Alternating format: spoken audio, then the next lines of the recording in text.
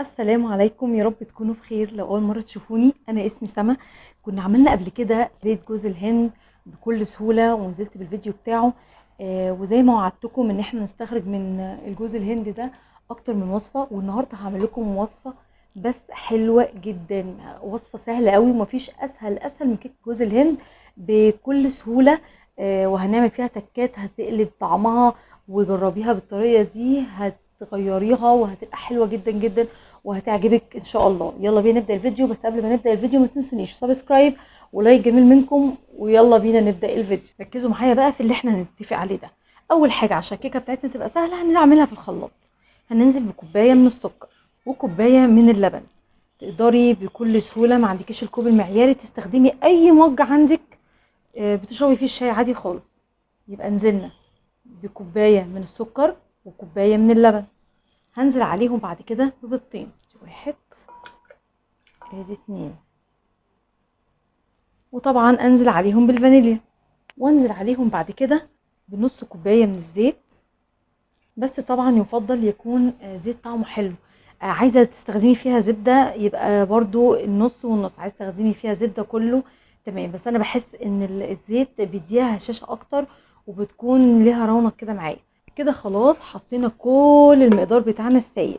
هروح اخلطه في الخلاط وارجع لكم على طول. بعد كده بيكون عندي كوبايه من جوز الهند اللي احنا استخرجناه واحنا بنعمل زيت جوز الهند. لو تفتكروا الفيديو، واللي ما يفتكرش الفيديو او ما دخلش على الفيديو هسيب اللينك بتاعه عشان برضو يدخل عليه. زي ما وعدتكم اهو، ادي جوز الهند هنبدا ان احنا نستخدمه اهو بكل سهوله. هنزل بيه كده على الخليط عندي في الخلاط بالشكل ده اهو، وابدا اديله خلطه كمان بالراحه. كده خلاص الخليط عندي بقى جاهز اهو بالشكل ده. مش قادره اقول لكم اصلا، يعني اول ما فتحت اساسا الدوره الريحه عامله ازاي، رهيبه.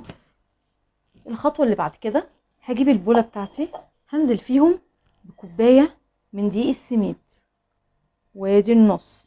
يبقى انا كده نزلت بكوبايه ونص من دقيق السميد، وعليهم كوبايه من الدقيق. يبقى كده حطينا كوبايه ونص من دقيق السميد اللي هو دقيق البسبوسه، وعليهم كوبايه من الدقيق العادي. هنزل عليهم بعد كده كالمعتاد بمعلقه صغيره من البيكنج باودر، او لو مش بمعلقه كيس عادي. وانزل بعد كده برشه من الملح سنه عن النبي عليه الصلاه والسلام.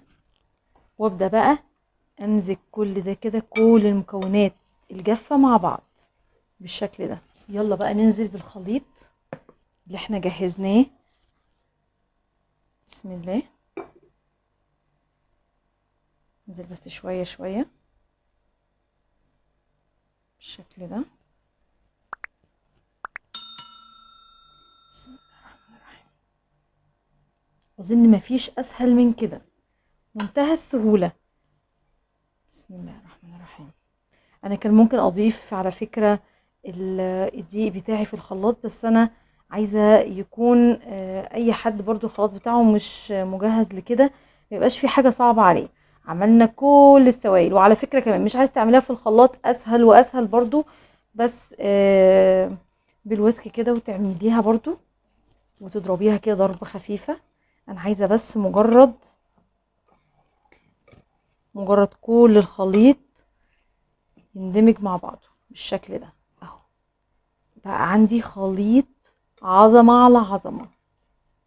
بصوا الجمال، ما شاء الله ما شاء الله. هو ده السمك اللي انا عايزاه بالظبط. ما شاء الله مظبوطه. امشوا على المقادير بالظبط وان شاء الله تدعولي. مش قادره اقول لكم الريحه عامله ازاي، حلوه جدا. هدخلها على رف اوسط على درجه حراره 200، وان شاء الله مش هتاخد اكتر من 20 دقيقه، يعني من 20 ل 30 دقيقه حسب كل فرن. يلا بينا بقى لحد الكيكه بتاعتنا ما تجهز وتستوي. هنجهز الصوص اللي هنسقي بيه الكيكه بتاعتنا. هننزل اول حاجه بكوبايه من لبن جوز الهند. قلت بقى ايه، ما ينفعش استخدم في الوصفه يعني البشر بس جوز الهند، لا استخدم لكم كمان اللبن وقدها يبقى مميز جدا جدا.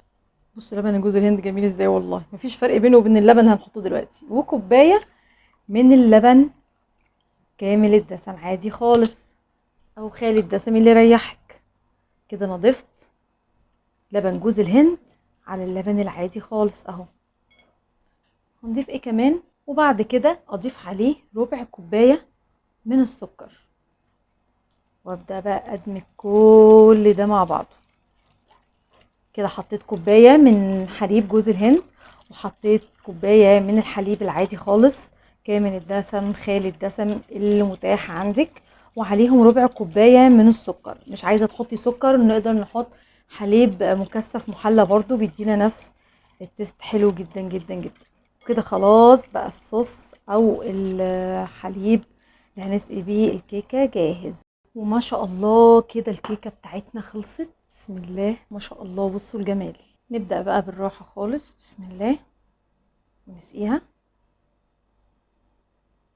متخافيش، كل ده هي هتشربه، لا تقلقي، هتبقى حلوة ان شاء الله جدا جدا جدا. كل اللي على الوش ده جوز هند، ما تقلقوش. وطبعا جوز هند يبقى لازم نزينها جوز هند.